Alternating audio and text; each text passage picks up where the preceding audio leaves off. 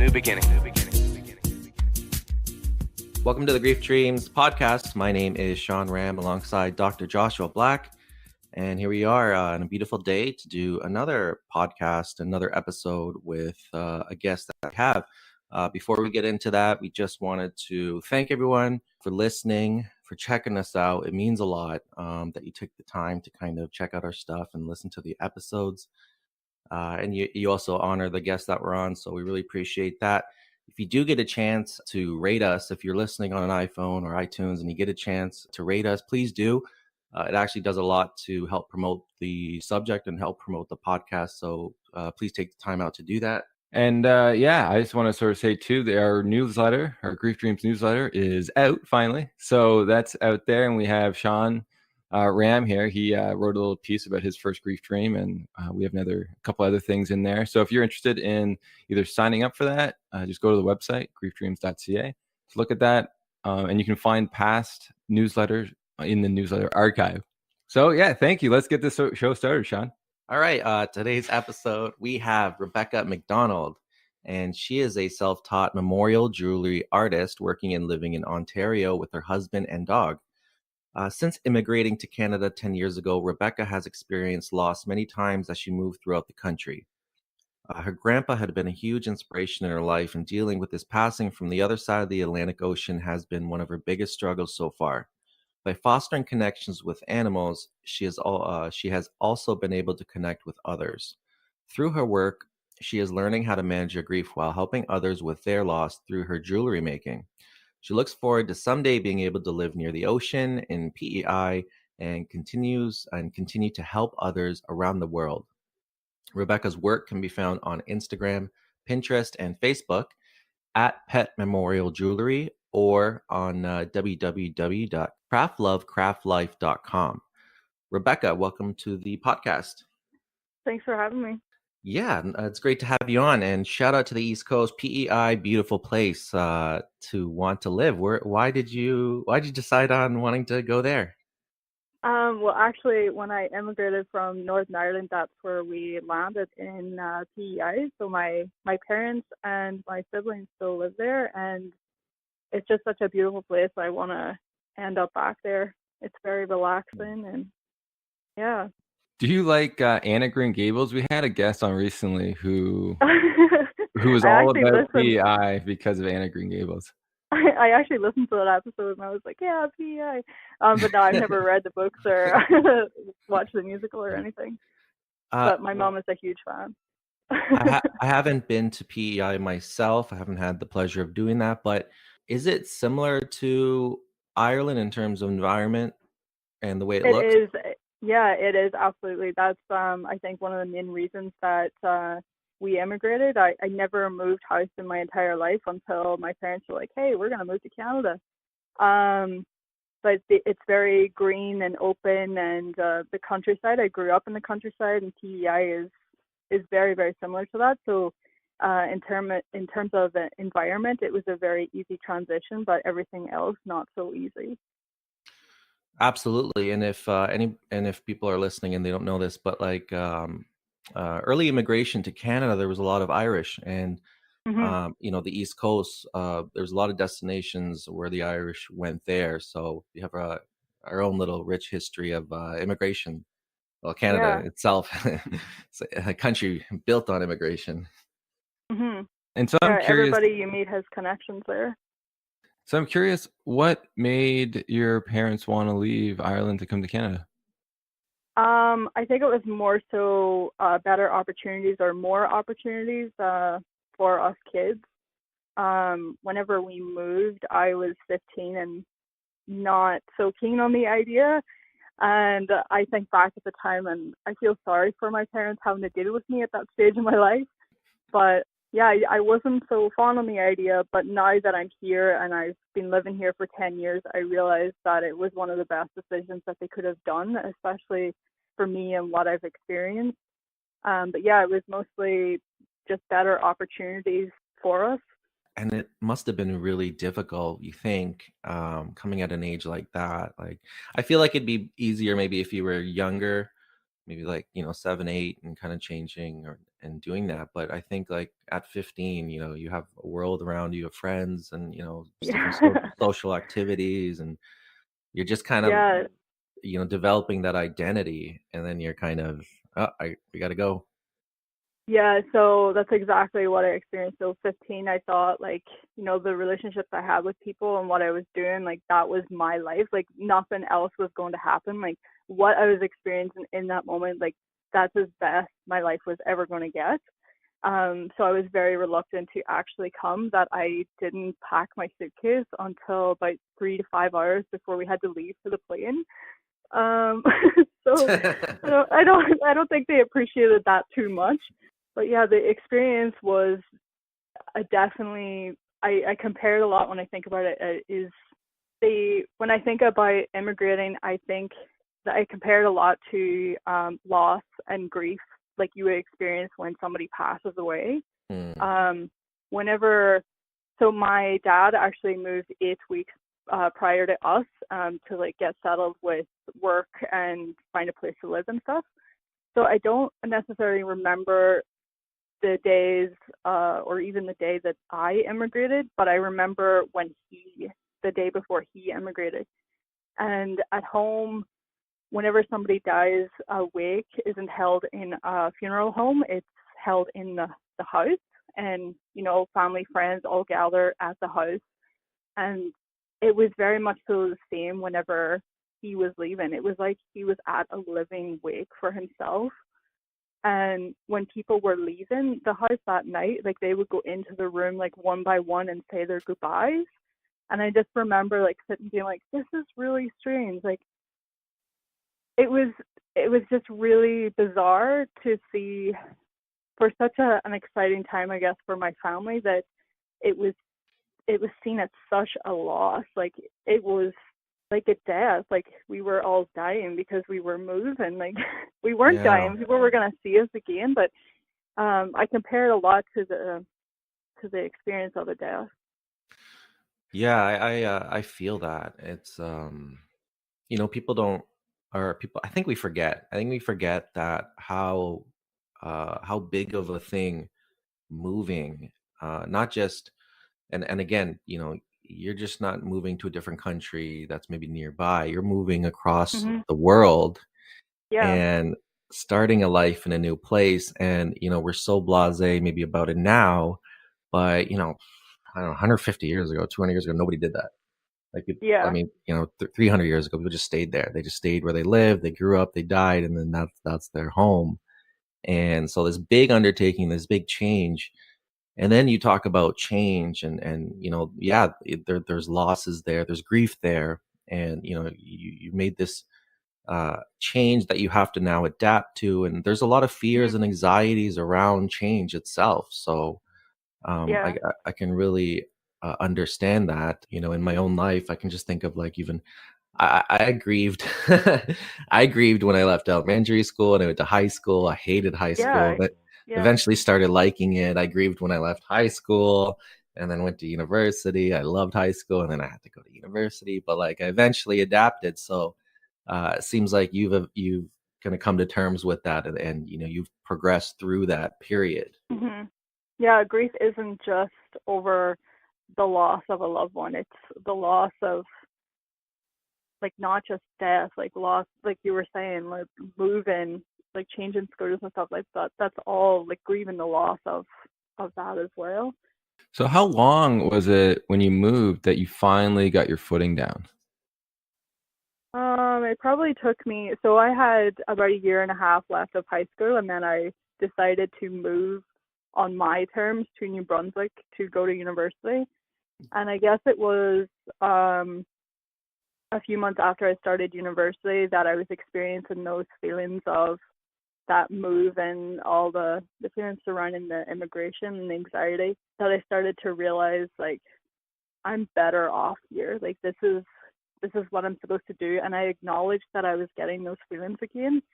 And I went to counseling, and that really, really helped me kind of figure out like what I was doing and why I was getting these feelings. And I guess after that, I started to feel more comfortable and kind of work on who I was. Well, that kudos to you for seeking out, some advice or help on that, because I'm sure there's a lot of people who don't. They just kind of sit in their own suffering and kind of struggle through that. That's a courageous thing for you to do, and try to seek out and make your life better.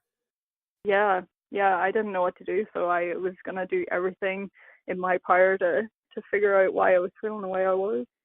Mm. And so because your whole business revolves around pets. And so when Yeah. was the first time you had a pet? Was it back in Ireland, or was it something you Uh, started to get when you were in Canada?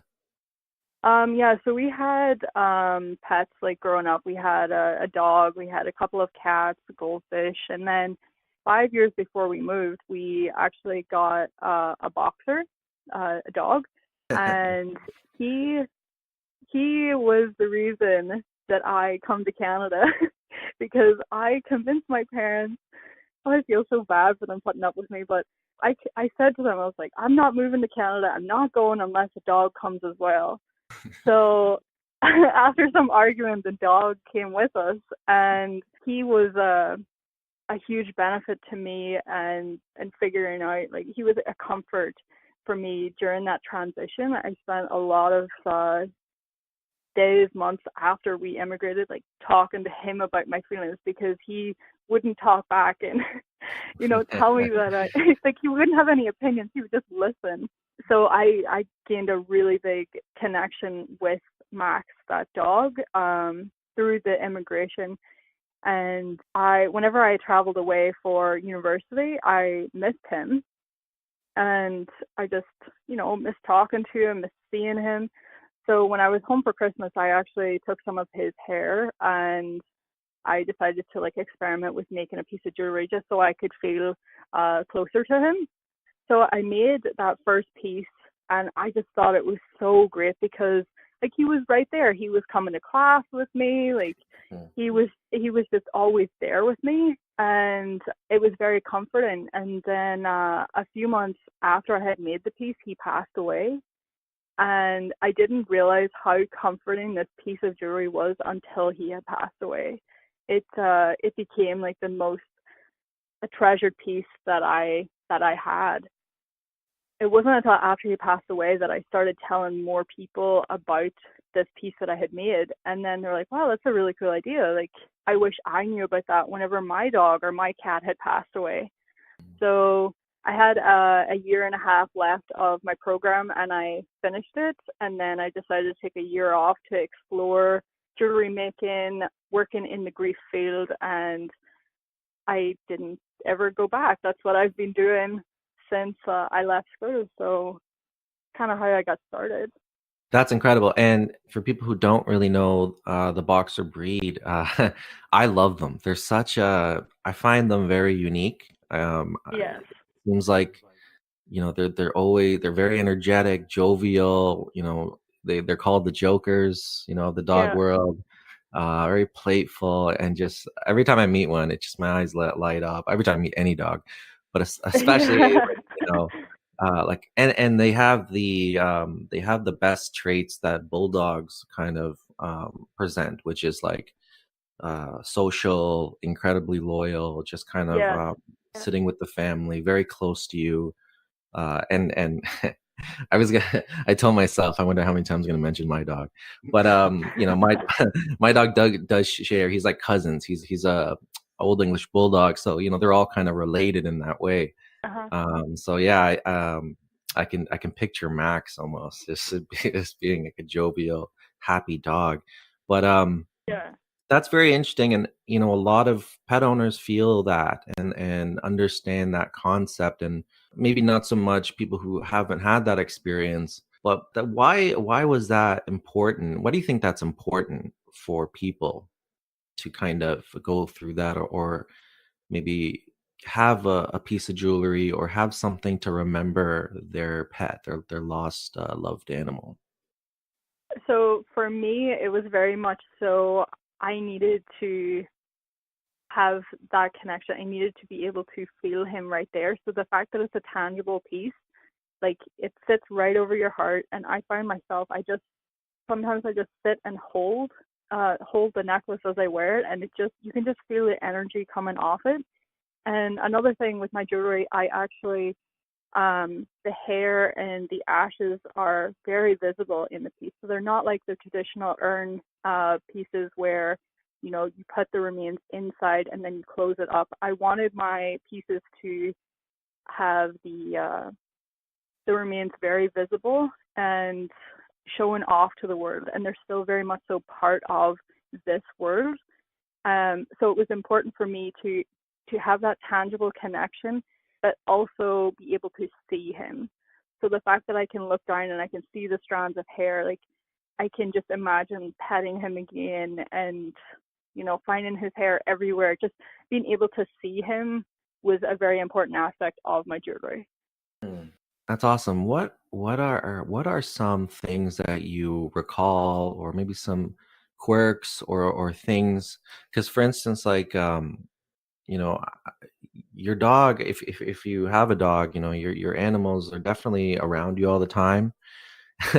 And for instance, like for me as a dog owner, like I can hear my ears are attuned to kind of where he is. I Yeah. can hear his footsteps. I can hear him breathing sometimes. This guy won't leave me alone. I can hear him breathing. I see his fur. All these little reminders in your Yep. daily life. It's like they accumulate, and that becomes the essence of this creature that you live with. But yeah, what do you recall anything with Max? It would be mostly the sound of his nails clipping on the floor as he walked. Like he had this little trot. So it wasn't just a regular walk. I'm like sitting here like acting out the walk, but I realize that nobody can see me pretending to walk. But he had this like trot, so you would hear him like gallop down the floor, I guess, and you would hear his little nails coming. But yeah, that's what I remember the most about his nails. That's that's cute. And I didn't know they were called the Joker breed. Why is that? Does he like play games or like hide stuff on you? Like is He that was just like boxers in general are very clumsy, I find, because my parents actually have a boxer now that was Max's pup. So we have an extension of Max in the household still, and they're just very clumsy dogs, but you just have to love them. They're just not the smartest, but they're just so lovable. Oh, that's cool. That's so cool. I didn't know. I didn't know what Joker meant. I thought it was like a funny kind of thing. But you're right. Like it's just like entertaining to almost see them like Yeah, run into things or bump into things. yeah, So I'm actually really curious when it comes to. I think it's a very interesting idea about putting the fur into a memorial piece to help people feel connected. Because you're right, there is something beautiful about seeing their fur. Because I hmm think it's and I'm really curious. Actually, there's a couple questions, but the first one, what is it about the fur that people want that's maybe different from maybe if you lose a spouse, where that's not typically the thing they want to do? So I find with the pets, it's a lot more natural to have that physical touch with the hair. So you're constantly like petting your animal, so you're touching their hair, but you wouldn't necessarily walk up to your spouse and start petting their hair. Some people might, but I don't think it's as common compared to animals. So I think that that's why the pet memorial is more common than working with the human remains. Yeah, I can definitely see that because part of their essence and it's part of something that you could notice. Uh, and you said you touch it a lot, so it's something that really Yeah, represents your bond with the animal. yeah, Where it's a human, you're more, I think, which is interesting. You're more talking with humans. You're more playing with them. Maybe yeah, clothes or a scent would be very more memorable to the bond itself. But I think you're yeah, right. And I think it's amazing how you do have that, and it's interesting too how some people after human loss are doing that also, which it does say something about what hair does mean to after other losses to people, which is something I never yeah, really thought of, to tell you the truth. Because when I first sort of talked to you about that, I was like, oh yeah, animals, that makes sense, but I never really put it towards, would that work with human loss, and you're saying it does for some people. I think that's a really interesting story in itself Yeah. on what people miss the most. And sometimes it is maybe the smell of their hair, or maybe if Sean dies in one day, I might take a snip of his beard, like Aw, I would appreciate that. hanging above my podcast mic. Another thing is whenever you take your animal to the vet often clips a piece of the hair. So you have that lock of hair already, even if you hadn't thought about saving a piece. But I don't think that would be as common when a loved one passes away. I don't think they usually clip a lock of the hair and give it to you. But with the vet clinics, the majority of them actually take a hair clipping. Yeah, that's a very interesting topic and conversation, and I it's interesting because like it's because hair, again, your animal kind of imposes themselves on you when they're alive. Like my jackets right now, they're all covered with my dog's hair. I can't even, if I wanted to, get them off, all of them off. Maybe that's an aspect of it. Maybe it's that humans give us a lot more stuff to kind of work with.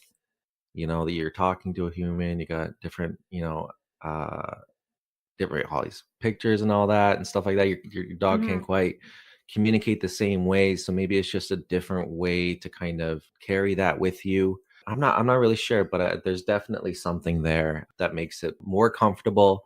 I think Yeah, like if absolutely. I saw, if there, I think there might be even be a little stigma attached to kind of having human elements on you, like in a jewelry or something. But like I Mm. think, like, I'm assuming there'd be a little less with a pet, you know. Yeah.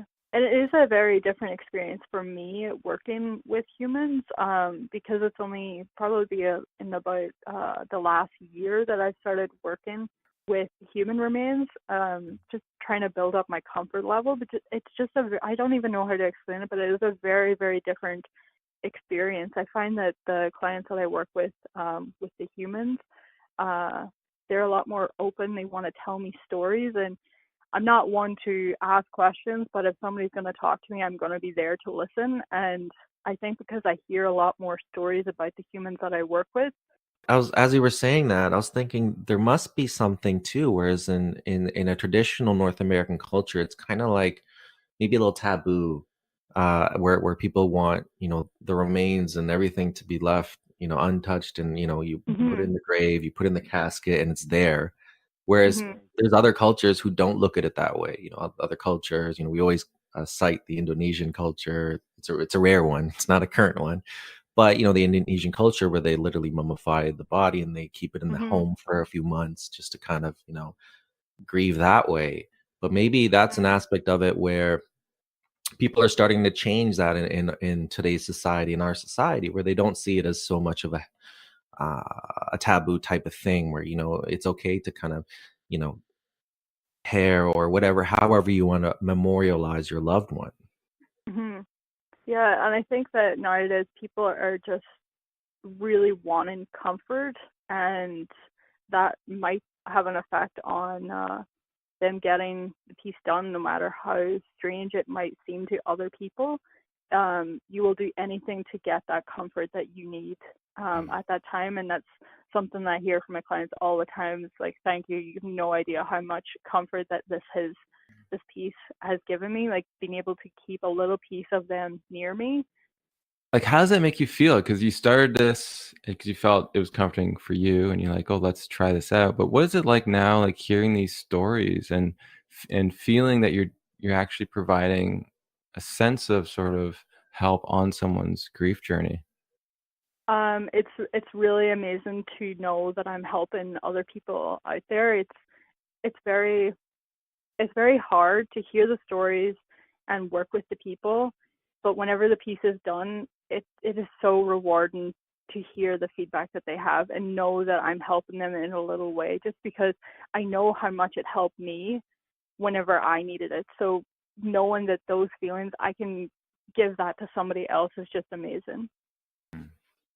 I have a question for you, Joshua, and I know I don't usually ask you questions, but how does this connect with the continuing bond theory? It's exactly what it is. And with continuing bonds research, it does sort of showcase that there is a benefit to acknowledging that the person or animal has died, but also maintain a bond or a relationship with it as you move forward, just in a different way.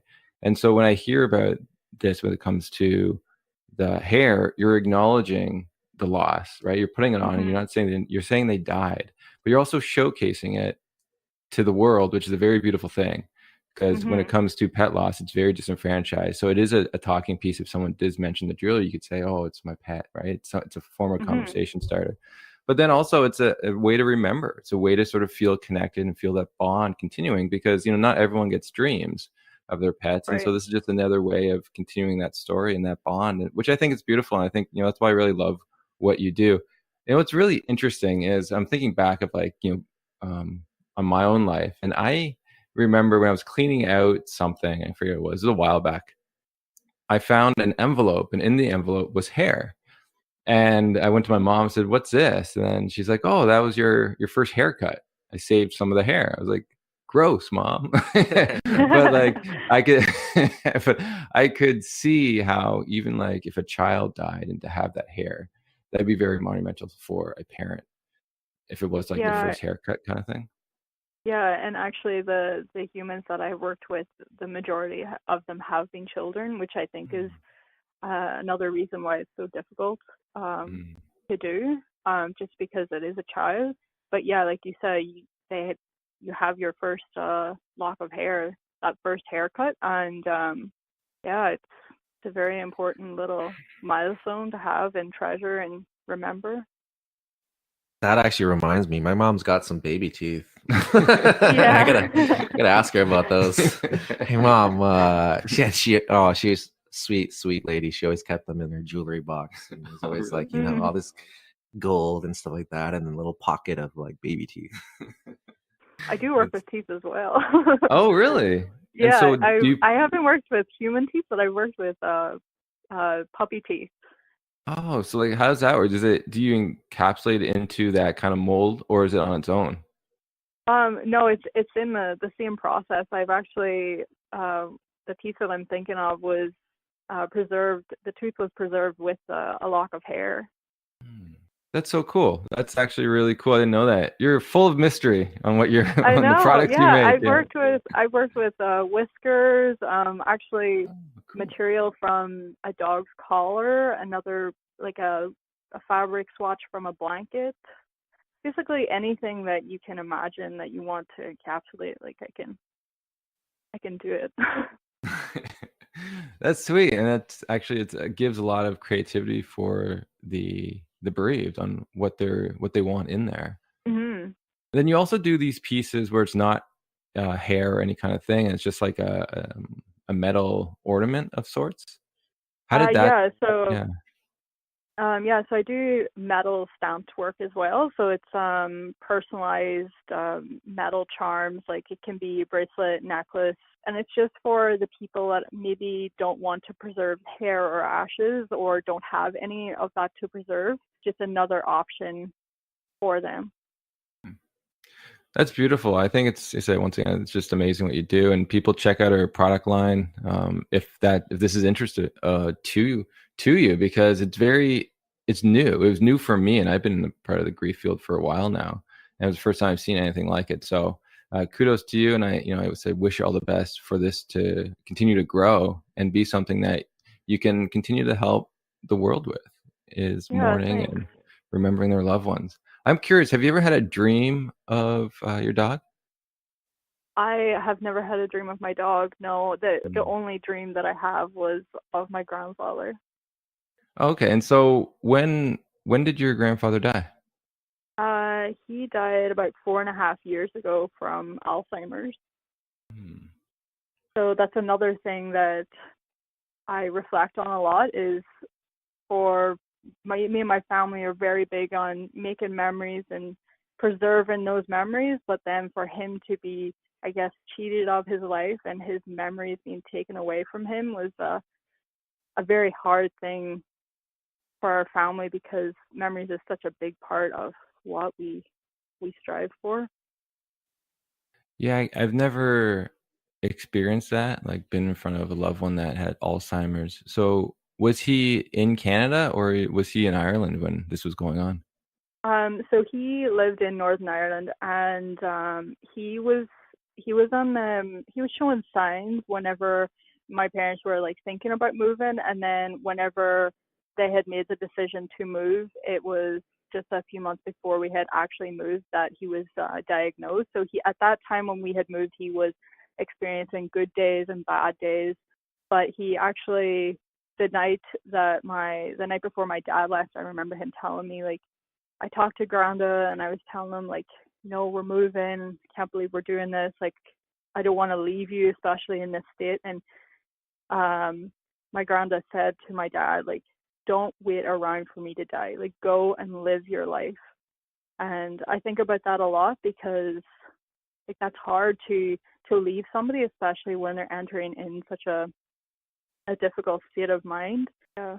And so what was your bond with him like? Because I'm guessing this was another event that provided a sense of sort of opportunity to grieve and also bring up where you're not, which is Ireland. So was there any kind of new emotions that came up when it came to the loss, which is different from when your pet died and not being able to go to Ireland? So whenever my granda had passed away, that was extremely difficult because like I was living in New Brunswick at the time, and I traveled back to PEI to be with my mom and my sister, and my dad and my brother had actually traveled back for the funeral. So I had experienced one family death before immigrating, and experiencing my grandas from so far away, it was just really surreal. Like it did not feel real at all. I was very much so like, this is not happening. I'm not here. Like they're experiencing everything around the death, like going to the wake, going to the funeral, being surrounded by family and hearing the stories. Like because you weren't part of that, it didn't feel real. So yeah, it was very, very difficult to just kind of understand that that was happening and how you were supposed to cope with it happening, but not being there for it. So the time that they had allotted, I guess, for the funeral to happen, my parents live close to a beach, so me and my mom and my sister walked down to the beach, and we spent that whole time that his funeral was going on just walking up and down the beach, like talking, sharing our memories of him and collecting rocks. And then we went back up to the house and we like wrote down words on the rocks that we words on the rocks that reminded us of him. So that was our way of, I guess, being part of the grief surrounding his death. We were just trying to do anything we could to feel like it was even real. Yeah, I can't imagine what that would be like because I think that's the whole reason for the funeral, even to see the body, to acknowledge the Yeah, loss, like for the mind to sort of see it and say, look, it's real, it's not fake. And when you don't get a chance to see that, or you don't get a chance to go to the funeral or memorial, you're really just left with your own imagination to say this happened, yeah. but the visual's not there. And so it's nice how Mm. your mom and you guys found a way to almost make it real where you were. Yeah, I'm curious, what yeah. kind of words were on this rock, on the rocks that you I guys picked? actually have it's like a little vase filled with the rocks sitting on my desk here. And it's filled with sand from the beach that he used to go to as a child. But it's just like happy, family, love, strength, fighter. It was something that he definitely was. Like he was a fighter. And I think that also was hard as well because leading the months leading up to his death, there was a lot of times where my parents would get the phone call and be like, the nurses say he's not going to make it through the night, but somehow he managed to fight through and get through to the next day. And getting that phone call the night that he did pass, it didn't feel real because I just was like, he's pulled through so many times. Like, why not this time? Like, is this actually real? Like, why this time? Yeah, that's the question, that your mind says, like, oh, like maybe it's just like miscommunication or maybe he's still alive. But it was Yeah. did it become more real when your dad came back and your brother came back and said like what happened? I actually was it could have been like up to 6 months before I had actually seen them after they came back from the funeral, just because I had to go back to university and stuff. But even talking to them, it still didn't feel real. The moment that it felt real was, I think about 2, maybe 3 years later, I was visiting back in Northern Ireland, and I went into his house where his wife still lives, and that was heartbreaking. Just seeing like everything that I remember, like the picture still on the wall, his coat hanging on like over the banister on the stairs. And this was years later, but just I remember that fear of walking up the stairs to go to the bedroom to sleep that night and walking past where he used to sleep, like where the wake would have taken place, and just it took me days before I could even bring myself to just walk into that room. And it wasn't until I had walked back into his house that I was like, he's actually gone. Mm. Oh wow, that's amazing! You're able to go back to Ireland and Yeah. experience this, and almost solidify the fact that he was gone, and feel some of those emotions that you weren't able to feel at the time. Yeah, it was like grieving his loss all over again, like he had died all over again.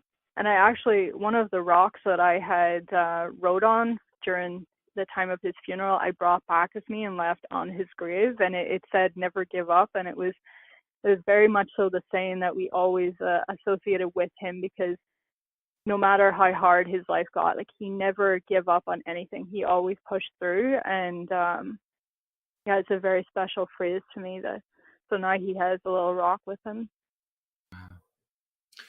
Yeah, and I think that really speaks to the importance of funeral rituals, and as well, not just not just when the individual dies and after, but even before the dying process.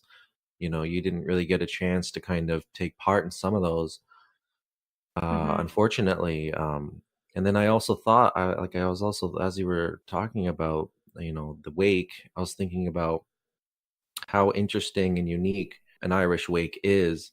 And Mhm. I really find unique, and I think beneficial, and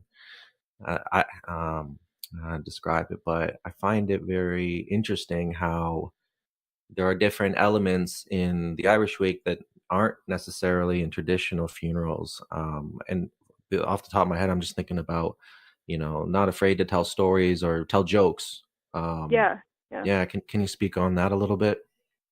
Yeah. So wakes at home, like whenever I lived at home, I was 15, and I'd only been to maybe two before I had moved.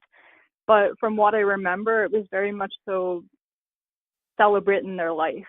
Like it's okay to have a drink and to tell jokes about them, funny stories, like very much so celebrating the life. And I guess that's just the way that we grieve. We try to find the good, the guess just like remembering. I don't know. It's a really special experience to celebrate the life in that way. Yeah, absolutely. When I was sitting with my grandmother and she was passing, and I was with our cousins, and there was we obviously got to telling stories and laughing a little, and it's interesting what humor does, because it almost like just breaks up uh that dark cloud that everybody's hovering under, which is reasonable. Yeah, It's a very tough and sad and traumatic time, but the humor kind of cuts through that and gives you a little bit of reprieve, and a little bit of a break. And yeah, it was really appreciated during the tough times that I went through. And I can imagine that, like, that's something that's kind of really useful in a wake. mhm. I'm pretty curious. I'm curious now. Have you ever had a dream of your grandpa? Yeah, I recently, just a few months ago, had my first dream, and me and my granda actually share a birthday. So it was just 4 days before my 25th birthday that he came to visit me in my dream.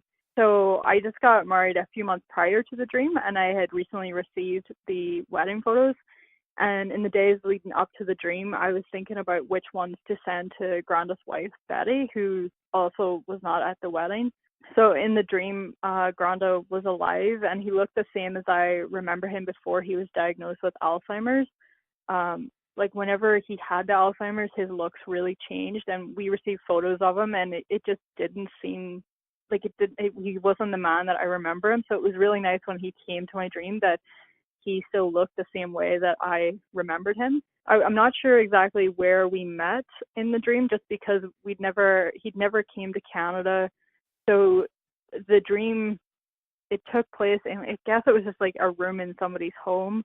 And I was just sitting there by myself, and he walked into the room, and he was just so casual, and he was like, I'm just here to look at your wedding album. So I went and grabbed it and brought it over to him, and he pulled out a pen and a piece of paper and started writing down which pictures he wanted copies of. So he told me that even though he wasn't at our wedding, it was still important to save the memories from that day. And actually, on our wedding day, Betty had wrote a brief letter from the two of them that was to be read during the speeches. And that letter was really unexpected and caught me completely off guard and filled me with a lot of different emotions that day. So in the dream, Granda was looking at the album, and he came across a photo of me crying during the speeches, and he asked me why I was crying. I told him about this letter that Betty had wrote, and he joked around, and he was like, oh, why would you go and do something like that, make you cry on your wedding day? And I told him that the letter meant so much to me that it didn't matter how I looked. And then the next thing I remember, like, I just was telling him, like, I'll get these copies of these pictures printed, and I'll bring them whenever I come to visit you in June. And in my dream, that didn't seem like a strange thing for me to say, but it wasn't until I had actually woke up and realized that I was referring to the trip that me and my husband have planned of going to Northern Ireland in June and actually visiting his grave. So back in the dream, so I told him that I was going to get these pictures printed. And then he smiled, and he looked right in my eyes, and he said, remember, even in sadness, there's beauty. And then I woke up, and that's the last thing that I remember happening. And I was just so overwhelmed and just so happy, because I had never experienced anything like it in my life. Like, I just could not believe that he was there, and I was able to see him and talk to him. It was just amazing. Wow, it's so powerful. That's so, wow. Just like hearing that and feeling it too. Like, it wasn't like a short dream, it had a lot of substance to it. And I'm so happy you got your first dream, and what a beauty that was. Wow. I know, because I had met you a few months ago, or a few months before the dream, and I was saying, I just wish that I had this dream, and you just kept telling me, like, just keep believing, it'll come whenever it needs to come. And then I woke up that morning, and I was like, I'm so happy that this finally happened to me. Yeah, I remember you messaged me right away, and I was like, oh yeah, my God. Wow. It's just the quote, right? Like, it's amazing he gave you like guidance and like what kind of pictures he thought was cool, but the quote, like, that really like pierced my heart. It really pierced my heart in the sense that I can reflect on it in my own loss, and just the topic of grief itself, and like what it could represent for people, like, in general. Like, that's why I love when the deceased say words, because it's always really short to the point, but it's so impactful. Like, these dreams would make the best memes quotes, you know, like. Well, in true Irish poetry fashion, right? Like, there's so many famous Irish writers. Like, that's just golden. That whole scene is like from a movie or something. Like, you know, just that. I just could not believe that it happened.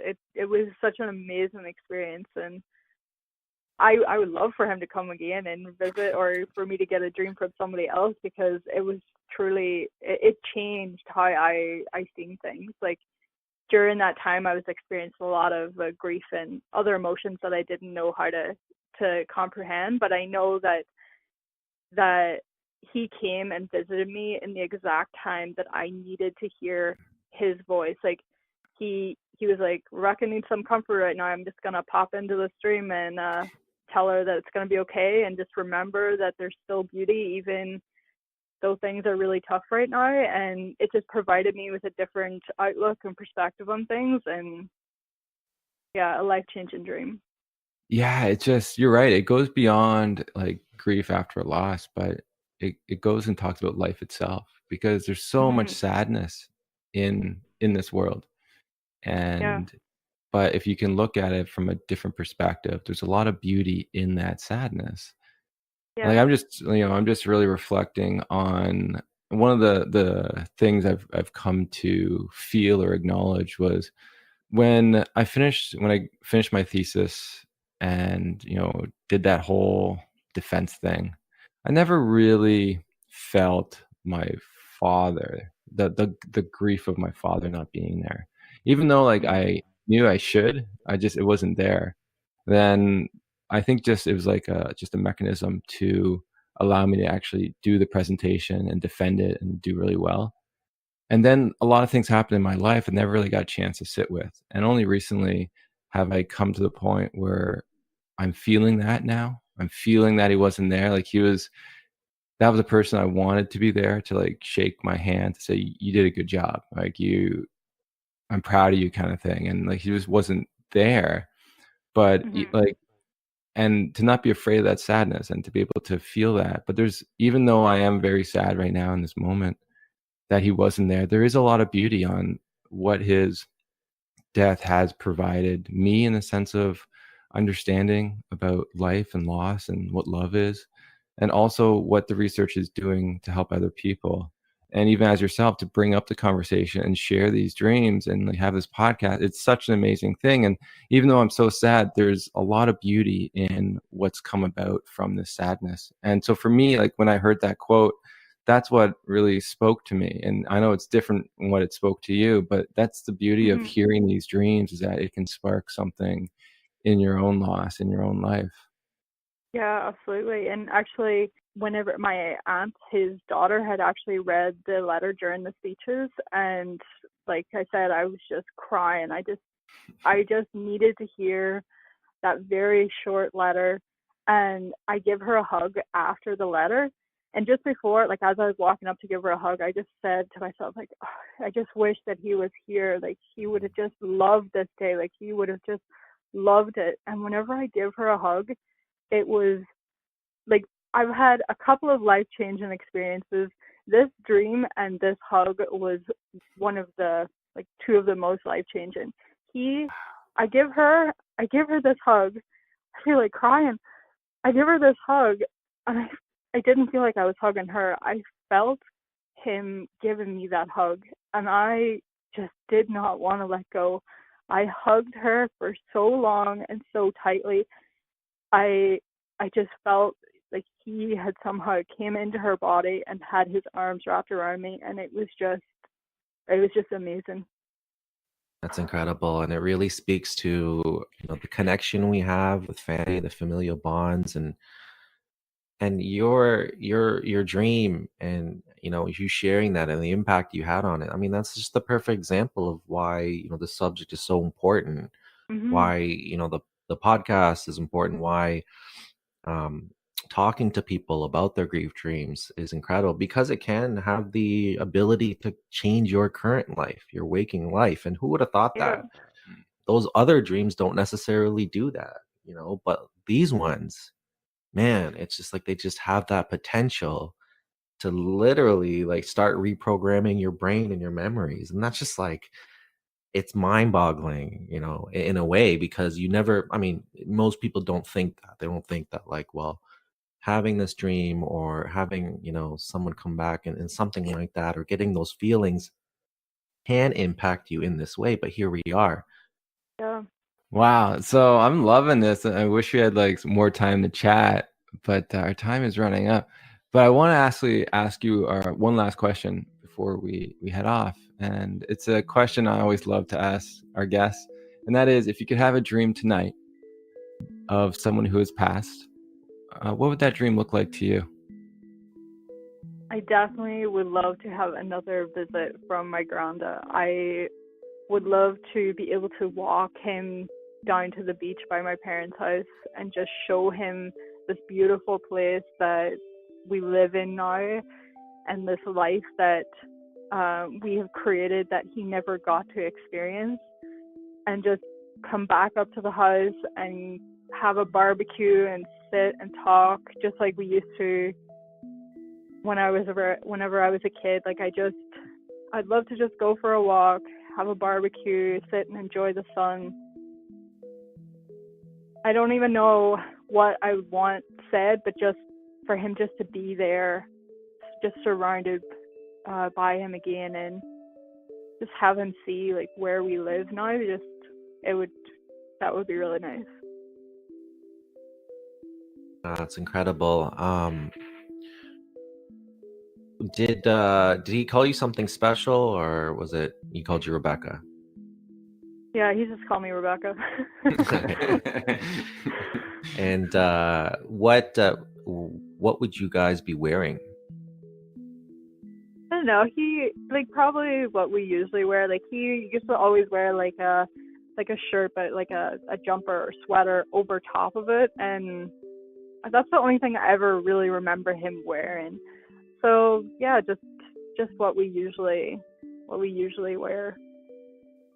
Beautiful. And did you want Max to show up at all or no?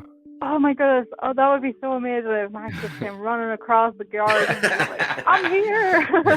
Run into both of you, knock you over like pins. Yeah, it'd just be really nice. We used to have like birthday party barbecues and stuff as kids, and it would be really nice to have all those family members that have passed and animals that have passed just to all show up for just one more big barbecue, and that would just be really nice. Did you ever feed your dog barbecue stuff, or did you feed it like kibbles and bits? Oh, he would definitely get some scraps. There you go. Nice. I like that. Yeah, I can just see his sad little scrunchy face and trotting around. It's a fabulous vision, fabulous dream that you've laid out, and we really hope you get that. And hopefully Josh can inspire you again to get another grief dream. Yeah. Excellent, Rebecca. This has been a fantastic chat. And could you please give out your handles again so people can find you and your wonderful jewelry? Yeah, so I'm on Instagram, Pinterest, and Facebook at Pet Memorial Jewelry. And you can also take a look at my website, www.craftlovecraftlife.com.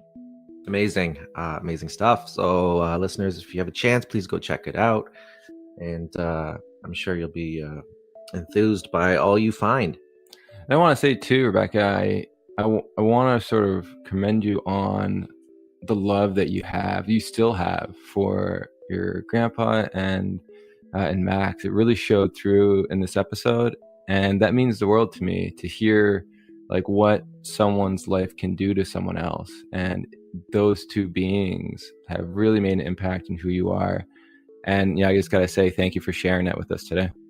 No, thank you. It was my pleasure, and thank you for doing what you do. I really enjoyed listening to the podcast and being part of it. So, thank you. Will it be weird now that you're going to be listening to yourself on the podcast? I don't think I'm going to listen to it. I might just skip over that episode. Well, again, it takes a lot of courage to kind of come on to something and tell your story and to touch upon the intimate aspects of your life. So yeah, definitely courageous. So please check out our platform at griefdreams.ca for more information on the topic. We did add a donation button, and there are perks to those who donate. If you have Facebook, you can join the Grief Dreams group. You can share your dreams or hear more dreams of others. We're on Twitter and Instagram at Grief Dreams. And the children's book called Dreaming of Al, authored by Joshua, can be found on Amazon. And lastly, we like to end our podcast with love and gratitude from us to you.